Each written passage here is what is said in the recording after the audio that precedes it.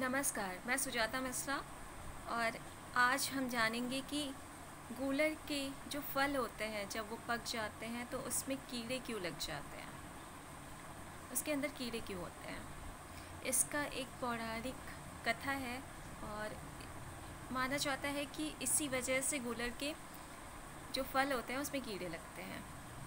आप सभी ने हिरण्यकश्यप का नाम सुना होगा।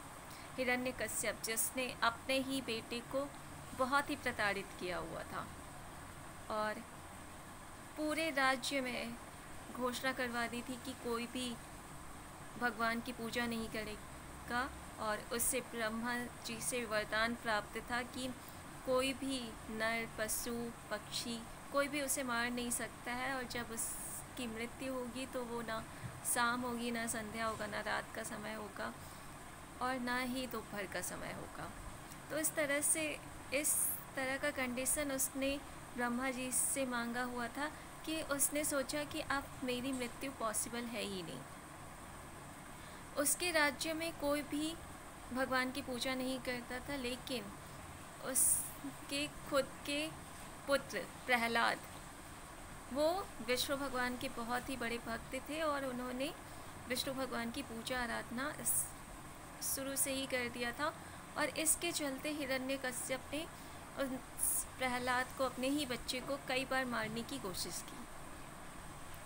अंततः उन्होंने, जब वो थक गए और प्रहलाद को मार नहीं सके, तब उन्होंने एक दिन प्रहलाद को अपने दरबार में बुलाया और उससे कहा कि कहाँ है तुम्हारे भगवान, मुझे दिखाओ। तुम तो कहते हो ना कि भगवान हर जगह पे है, तो बताओ यह इस खम्भे में भी है तुम्हारे भगवान। और अपने गदा से उस खम्भे पर बहुत तेज़ से प्रहार किया और जैसे ही उन्होंने प्रहार किया भगवान नरसिंह उस खम्भे से प्रकट हो गए। जब भगवान नरसिंह उस समय खम्भे से प्रकट हुए तो उन्होंने तत्क्षण हिरण्यकश्यप को अपनी जंघा पर रखा और उसका जो पेट था वह अपने नाखूनों से फाड़ डाला। जब उन्होंने हिरण्यकश्यप को अपने हाथों से फाड़ा तो उनके हाथों में बहुत सारा खून लग गया हिरण्यकश्यप का, जिसकी वजह से उनके नाखूनों में काफ़ी पीड़ा होने लगी। उस पीड़ा को शांत करने के लिए उन्होंने वहाँ पे लगे हुए गूलर के पेड़ पर जाकर अपने हाथों को अंदर तक धंसा दिया और जिसकी वजह से उनके जो हाथ की जलन थी, जो पीड़ा थी, वो शांत हो गई। लेकिन जो खून था अब वह गूलर के पेड़ के अंदर चला गया था, जिसकी वजह से जो गूलर का जो फल आया उसके भ्रूण में खून उपस्थित होने से उसमें कीड़े लग गए। और पौराणिक कथाओं के अनुसार यही माना जाता है कि गूलर में जो वो कीड़े हैं वो हिरण्यकश्यप के खून की वजह से ही वो भ्रूण उत्पन्न हुए थे। इसके बाद जो गूलर है उससे भी काफ़ी जलन होने लगी। उसने भगवान से पूछा कि मुझे किस लिए ऐसी सज़ा मिली है और उन्होंने कहा कि कृपया इसका उपाय बताएं।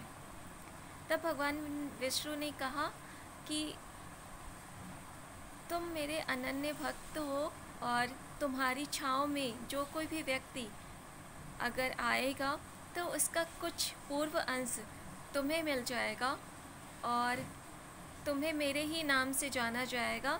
संस्कृत में गूलर को उदंब कहा जाता है और विष्णु सहस्त्र नाम में विष्णु जी का एक नाम उदंब भी माना जाता है। तो इस तरह गूलर के पेड़ को उन्होंने आशीर्वाद दिया और अपना ही नाम उसे प्रदान किया। तो ये है पौराणिक कथा, जिसके अनुसार माना जाता है कि गूलर में कीड़े इसकी वजह से ही उत्पन्न हुए और आज भी हम उन कीड़ों को देख सकते हैं कि गूलर का जो फल होता है उसको अगर हम काटें तो उसमें छोटे छोटे कीड़े पाए जाते हैं। तो अगर आप लोगों को ये कहानी अच्छी लगी तो please like and subscribe my channel Sujata Mishra. Wait किस चीज़ का? Thank you for watching this channel Sujata Mishra. Thank you.